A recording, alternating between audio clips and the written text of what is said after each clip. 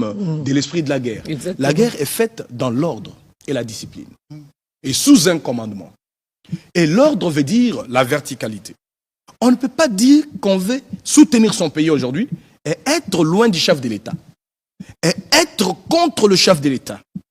Donc, il faut choisir. Les camps de la patrie, donc je salue notre compatriote Martin Fayulu, qui est le premier à ressurgir avec ces concepts.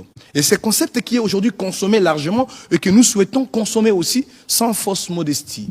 Donc, il faut un camp de la patrie et ces camps de la patrie appellent à la mobilisation de tous les Congolais parce que nous pensons que toute action, qu'elle soit politique, civile ou militaire, de tout citoyen congolais aujourd'hui doit être jalonnée sur l'amour de la patrie, les services à la nation et le développement de notre pays.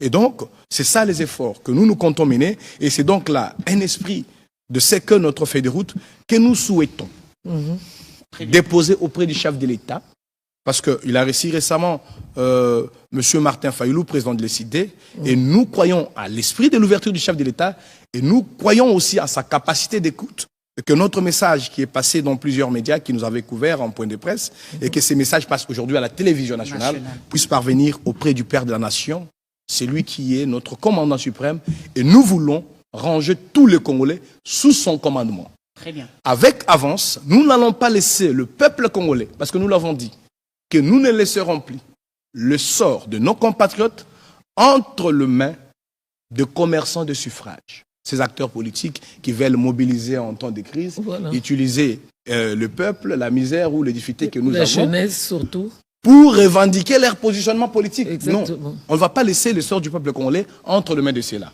Et nous avons ajouté que nous ne laisserons plus le sort du peuple congolais entre les mains de vendeurs d'illusions. Parce qu'il y en a de ceux-là aujourd'hui.